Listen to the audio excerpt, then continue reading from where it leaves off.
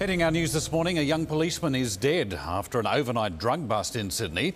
8 people have been arrested, but as yet, no one has been charged with shooting the officer. Police raided the Bankstown unit shortly after 9 p.m, searching for drugs. But it quickly turned into a siege when occupants opened fire, shooting a 26-year-old police officer in his head and neck. He was rushed to hospital as his colleagues moved in to secure the area. Dozens of locals watched on as heavily armed officers patrolled the streets while a police helicopter flew overhead. So can you please get off the road, please? Get away from here right away. Despite the best efforts of medics, the officer died in hospital.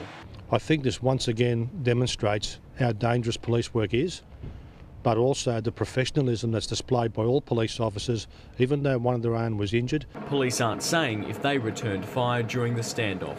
By midnight, officers had finally secured the area. This morning, 8 people are in police custody. I'm sure there will be a number of things that will come out in relation to the bravery and the performance of the officers involved. John O'Doherty, 10 News.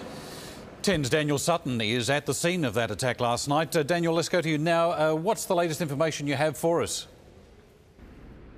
Well, the street where this fatal shooting last night occurred remains sealed off this morning, and teams of forensic officers have begun arriving here to begin their evidence gathering as part of what will be a critical incident investigation. The homicide squad is also taking part in this investigation into the death of this young detective senior constable from the Middle Eastern Organised Crime Squad. Now, we understand he was taking part in a drug raid here last night.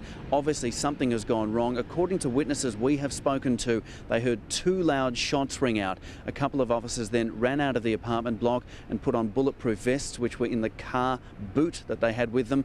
They then called out for help. They rang for an ambulance and dragged their mate out of the way and tried to take him to safety. Now, police obviously have reacted with shock. They have lost an officer, a fellow officer. There is a family who has lost their son, and that is the reason why police have taken so long to confirm that this young man passed away, is because they wanted to let the family know first. Now, the locals in this area that we've spoken to have reacted with utter sadness as well for this officer, but also they are feeling shocked this morning that this could happen in their neighbourhood.